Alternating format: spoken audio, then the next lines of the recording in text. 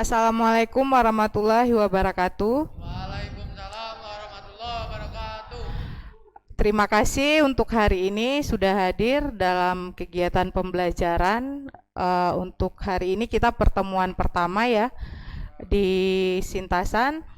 Sebelum kita mulai, mari kita berdoa dulu. Silahkan Ketua Kelas untuk memimpin doa.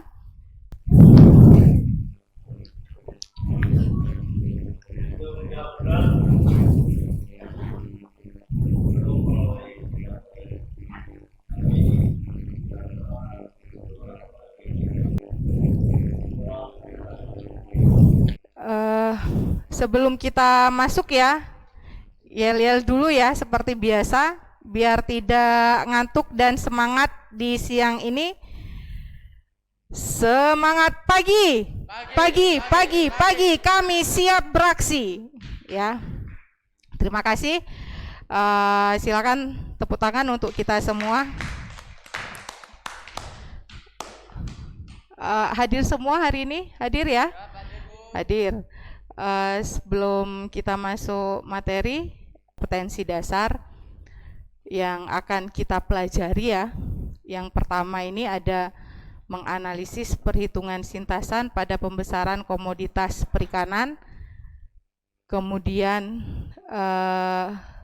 indikatornya ada faktor-faktor yang mempengaruhi sintasan pada pembesaran komoditas perikanan. Yang kedua, menerapkan prosedur pengukuran sintasan pada pembesaran komoditas perikanan. Nah, untuk yang praktikumnya, kita ada melakukan perhitungan sintasan pada pembesaran komoditas perikanan. Untuk indikatornya, menganalisis mortalitas ikan pada pembesaran komoditas perikanan dan melakukan pengukuran sintasan pada pembesaran komoditas perikanan. Ada yang tahu kelangsungan hidup dan mortalitas? Kalau mortalitas itu lawannya kelangsungan hidup ya? Iya.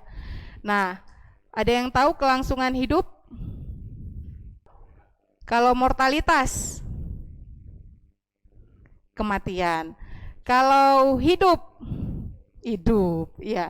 Jadi ini tingkat kelangsungan hidup, tingkat kehidupan yang ada di kolam pada pemeliharaan ikan. Nah, adakah yang tahu ini? Tahukah Anda? Tahu? Menimbang bayi. Yang kedua juga kegiatannya posyandu. Posyandu gak? Posyandu. Nah, untuk yang menimbang bayi ini, jadi seperti ini. Di kehidupan pada saat kalian dari lahir ya, lahir kemudian mencapai 1 bulan, 2 bulan, 3 bulan. Setiap bulan itu biasanya ditimbang. Ada juga dilakukan vaksin untuk yang bayi. Posyandu ini hampir sama kegiatannya seperti pada pemeliharaan ikan ya. Ini kan namanya sampling juga. Kalau pada manusia kan tidak sampling, tapi posyandu. Tapi pada ikan kita ada sampling. Nah, dari kegiatan ini kita pertama akan belajar tujuannya. Ini ada yang pertama, peserta didik mampu menganalisis faktor-faktor yang mempengaruhi sintasan pada pembesaran komoditas perikanan dengan baik dan benar.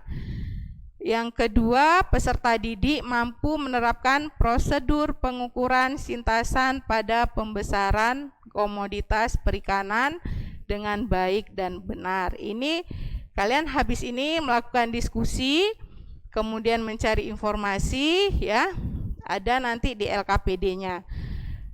Kemudian yang kedua, melalui kegiatan praktikum diharapkan peserta didik mampu menganalisis mortalitas ikan pada pembesaran dengan baik dan benar.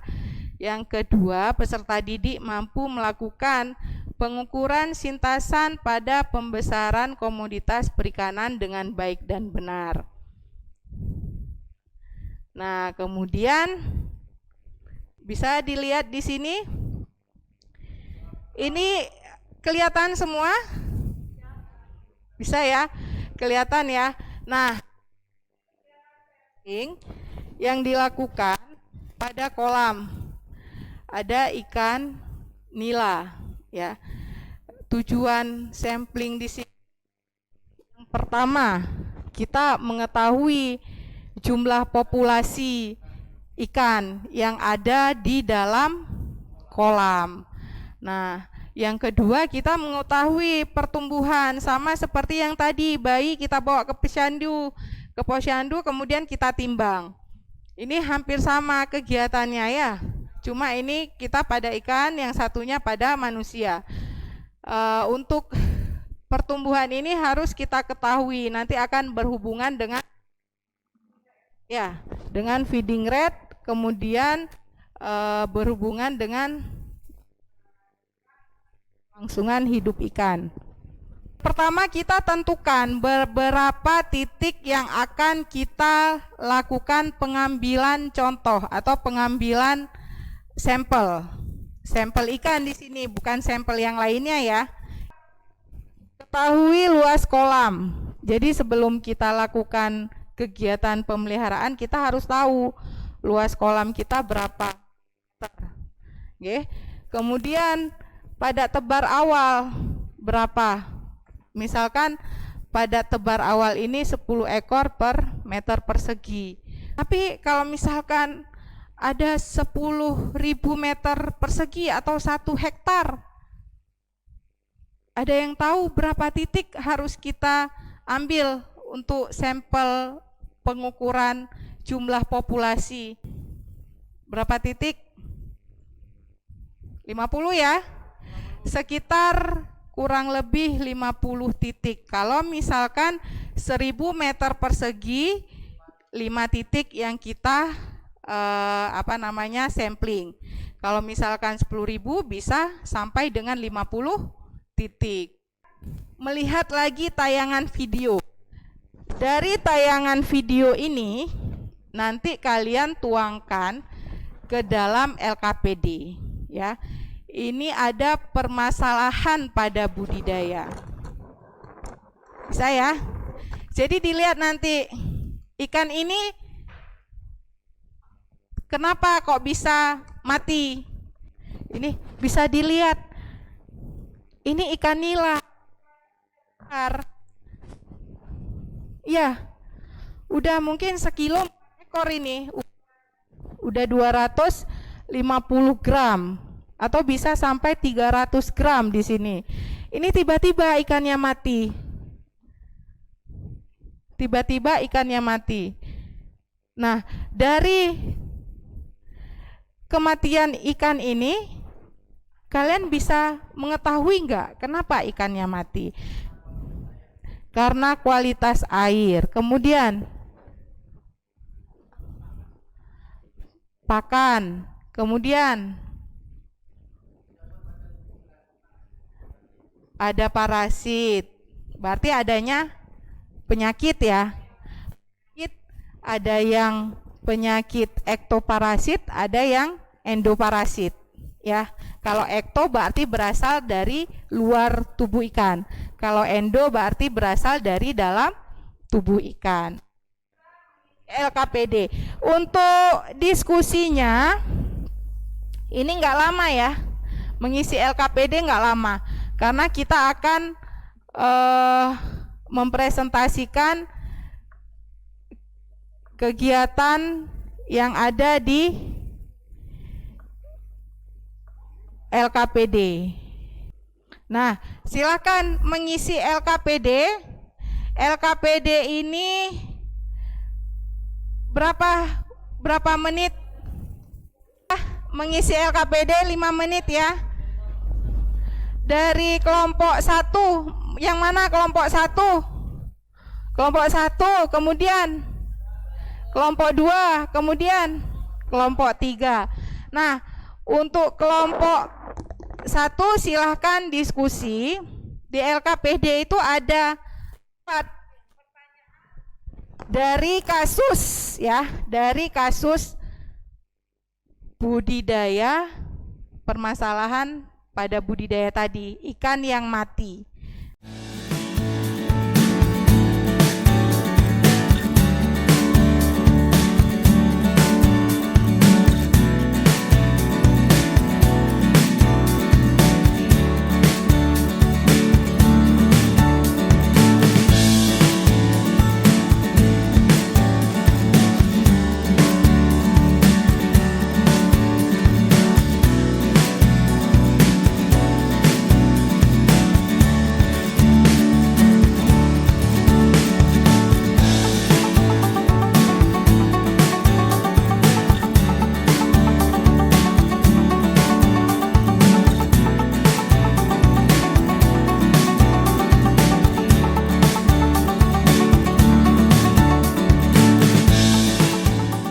Kami di sini ingin mempresentasikan, kami dari kelompok 2 ingin mempresentasikan hasil diskusi kami.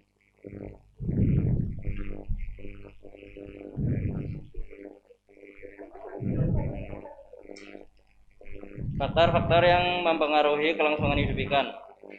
Faktor yang menganalisis penyebab kematian ikan nila dan kematian pembesaran ikan. Kegiatan pembesaran ikan.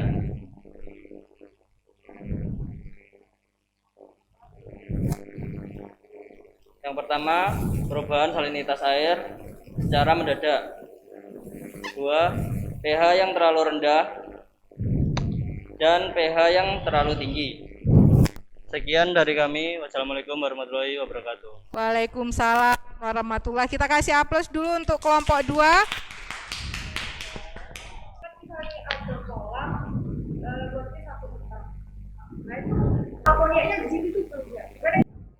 Nah, kalau amoniaknya banyak, biasanya pada luasan kolam 1 hektar, mungkin ini secara tradisional ya atau ekstensif pemeliharaannya, jadi tanpa ada mungkin campur tangan teknologi.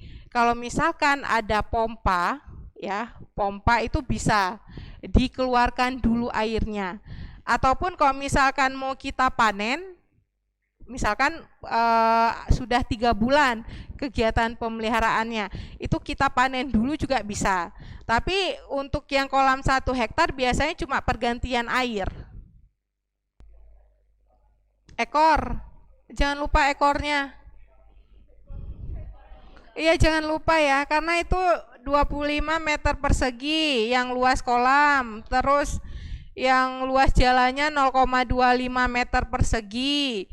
Kemudian dibagi kan habis ya, tinggal rataan jumlah ikannya 13 ekor. Berarti satuannya juga ekor. Terima kasih ya untuk hari ini.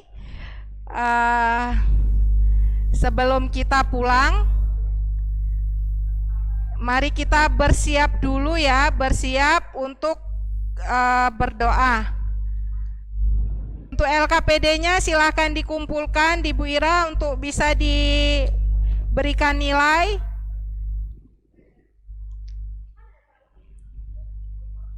Sudah? Boleh dikumpulkan? Boleh? Ya, ketua kelas silahkan pimpin doa.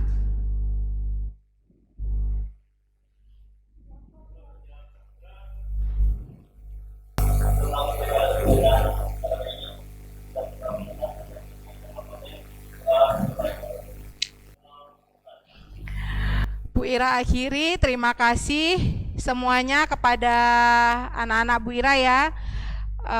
Jangan lupa jaga kesehatan, jaga jarak dan memakai masker, jangan lupa cuci tangan ya dengan sabun.